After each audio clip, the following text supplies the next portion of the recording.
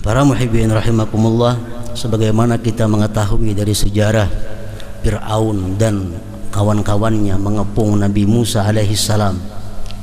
Begitu Fir'aun dan kawan-kawannya sampai di tengah laut, laut kembali berkumpul, laut kembali bersatu, Fir'aun dan jemaahnya tenggelam.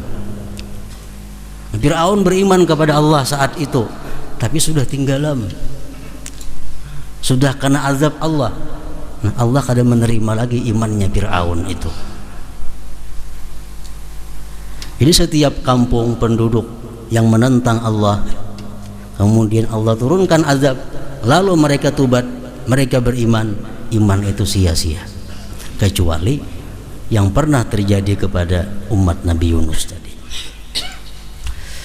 Para muhibbin rahimakumullah, secara singkat kita ingat kembali kisah Nabi Yunus alaihissalam, bahwa Nabi Zakaria diperintahkan oleh Allah untuk memilih 500 orang daripada Bani Israel. Pilih 500 yang terbaik di antara mereka. Nabi Zakaria memilih yang paling takwa, yang paling ahli ibadah, yang paling taat. Terkumpul 500 orang. Allah perintahkan lagi kepada Nabi Zakaria, dari yang 500 itu pilih lagi 100. Diseleksi lagi, terkumpul 100. Allah menyuruh Nabi Zakaria lagi, dari 100 itu ambil 50. Seleksi lagi jadi 50. Diseleksi lagi oleh Nabi Zakaria, tinggal 50. Allah menyuruh Nabi Zakaria seleksi lagi sampai 20. Disaring lagi, Nabi Zakaria memilih 20 orang yang terbaik di antara Bani Israel. Kemudian Allah menyuruh ambil satu dari yang 20 itu yang terbaik siapa? Maka terpilihlah seorang pemuda yang bernama Yunus bin Matta. Yunus bin Matta ini. Para muhibbin rahimakumullah, ba'asallahu Yunus ila ahli Ninawa min ardil Mausil wa umruhu hina idin 30 sanah fada'ahum ila Allah azza wa jalla 33 sanah fala yu'minu bihi illa rajulani rubil wa tanuha falamma ra'a tamarrudahum ala kufrihim wa inadihim wa'adahum bihuludil azab ba'da 3 wa kharaja Yunus min baini adhhurihim walamma ra'aw azab Allah fawqa ru'usihim wa tahaqqaqu nuzulahu alaihim amanu wa tadarra'u ila Allah wa bakaw wa tabu fakashafallahu anhum wa amma Yunus farakiba safinatan falajjat wa tarabat fatashawaru fima bainahum ala ay yaqtari'u faman waqa'at fihi al-qur'ah ulqiya ila al-bahr falamma iqtara'u waqa'atil qur'atu ala Yunus fa ulqiya ila al-bahr falataqamahu hut famakatha fihi 3 wa qala fihi la ilaha illa anta subhanaka inni kuntu minaz zalimin fanajahullah min dzalik. Ringkasnya riwayat Nabi Yunus. Allah mengutus Nabi Yunus ini ke suatu tempat yang bernama Ninawa, daerah yang bernama Ninawa. Ninawa ini nama tempat yang berada di Mausil. Mausil ini berada sekarang di wilayah negara Irak. Namun sekarang disebut Mosul. Dahulu Mausil, sekitar 600 km dari kota Baghdad. Allah mengutus ke sana karena di sana ada umat yang menyembah berhala, yang kafir kepada Allah Subhanahu wa taala. Di tempat yang bernama Ninawa tadi, Allah utus Nabi Yunus ke sana. Waktu itu beliau berumur baru 30 tahun.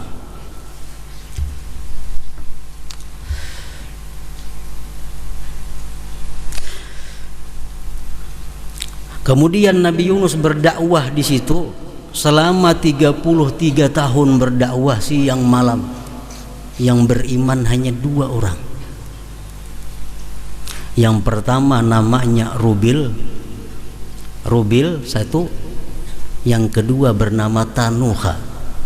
Ini 2 orang yang beriman kepada Nabi Yunus, dan menjadi ulama ahli hikmah pada waktu itu. Setelah Nabi Yunus melihat bahwa mereka ini kadang mau beriman, tetap kafir, menyembah berhala, ingkar kepada Allah, Nabi Yunus menjanjikan kepada mereka azab akan datang tinggal 3 hari lagi bila kalian tidak beriman. Diberi waktu 3 hari. Bila kalian beriman, azab akan turun. Dan Nabi Yunus pun keluar meninggalkan tempat itu. Karena selama ada Nabi di tempat itu, azab kada akan mau turun. Nah, Yunus keluar dari tempat itu. Sesudah 3 hari, penduduk Ninawa itu melihat ada awan hitam yang gelap datang ke daerah mereka. Sudah berada di atas kepala mereka.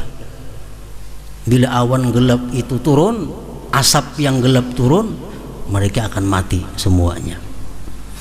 Nah, di saat itulah azab sudah di atas kepala, mereka berkumpul, beriman kepada Allah, bertubat kepada Allah, dan Allah terima tubatnya. Akhirnya Allah selamatkan mereka daripada azab yang sudah mereka saksikan di atas kepala mereka tadi.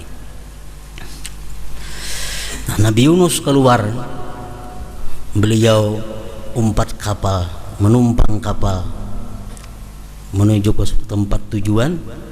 Naik di kapal Nabi Yunus. Setelah kapal berjalan di tengah laut, kapal bergulak karena gelombang. Nah, kebiasaan orang kampung situ, apabila kapal ini macam ini, mesti diundi. Ada yang harus dibuang ke laut. Dibikin undian di kapal itu, dicabut undian, siapa yang namanya dalam undian akan dibuang ke laut. Ternyata dalam undian tertulis Yunus bin Matta ini. Akhirnya Yunus dibuang ke laut. Faltaqamahul hut, dimakan oleh iwak, ditelan oleh ikan yang besar. Begitu Yunus masuk ke dalam perut ikan, Allah memberikan petunjuk kepada ikan, wahai ikan, itu Yunus bukan rezeki engkau.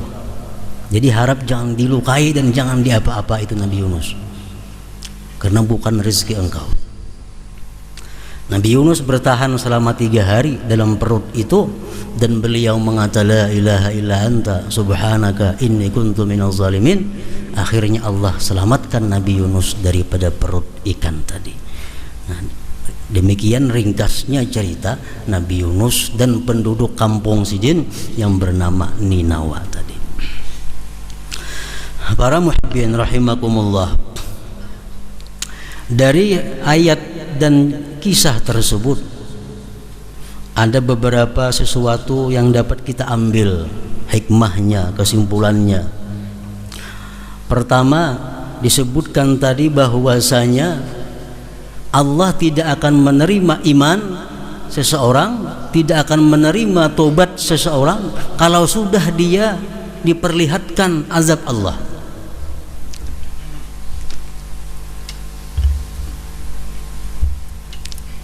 Nah, sama halnya yang demikian itu, Rasulullah mengatakan bahwa iman dan tobat manusia tidak akan diterima lagi apabila nantinya matahari sudah terbit di sebelah barat. Nah, 2 jam sudah, 6 jam kada berguna lagi iman.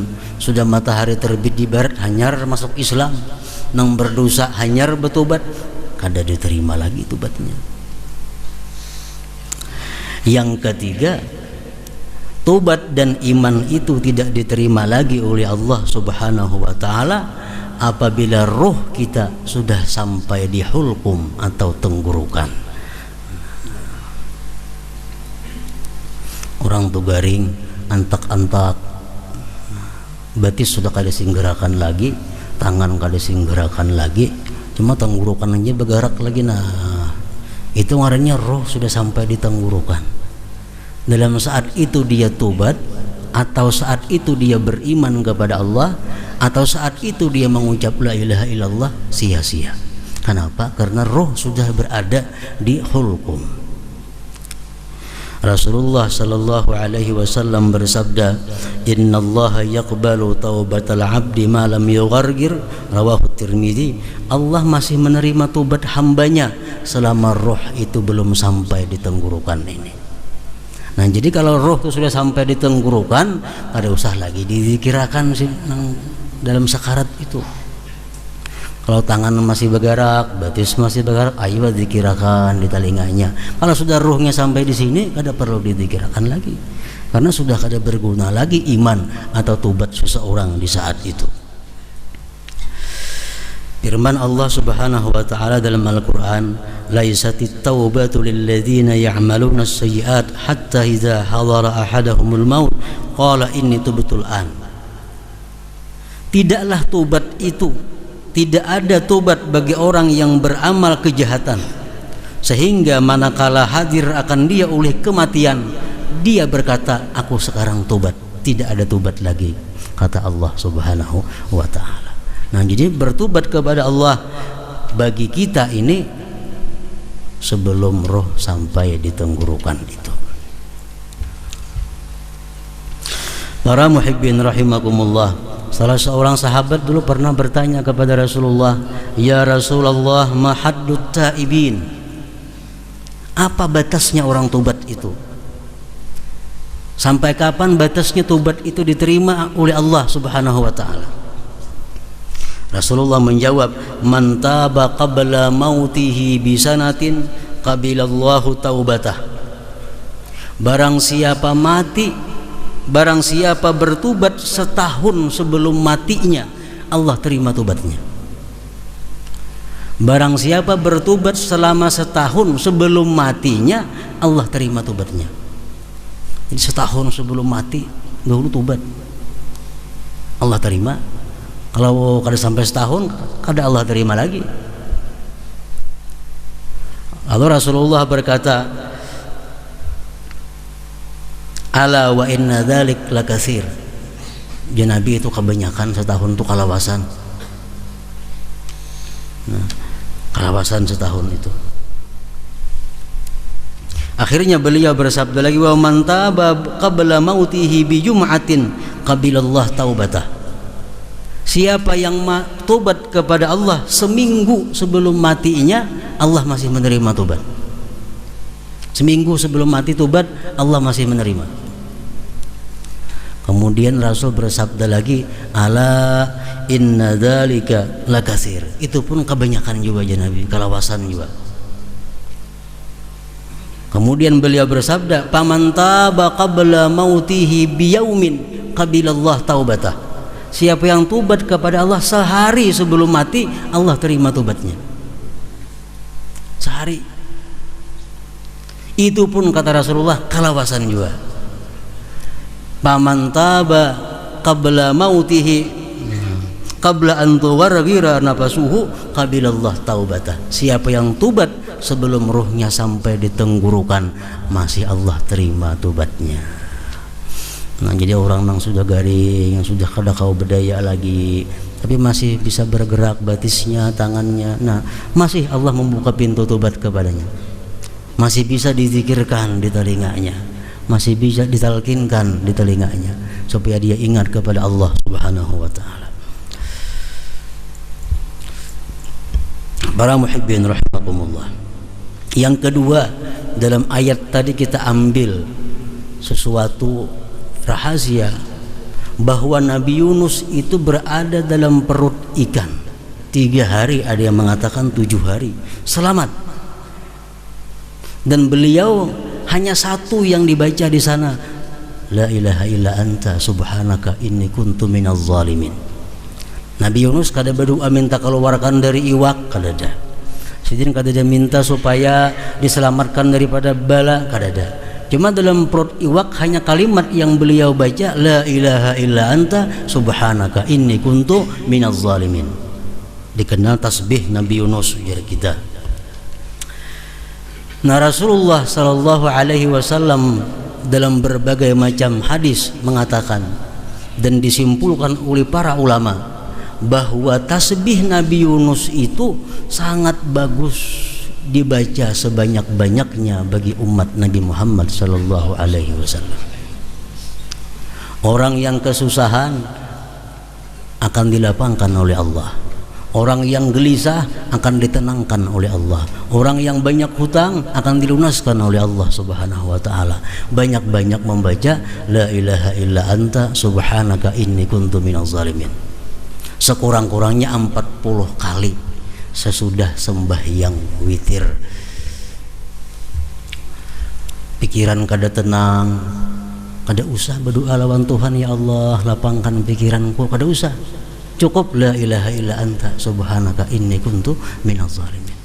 Hutang asa kada kau lagi membayari, bayari lawan la ilaha illa anta subhanaka inni kuntu minaz zalimin. Allah beri jalan keluar untuk melunasi hutang itu.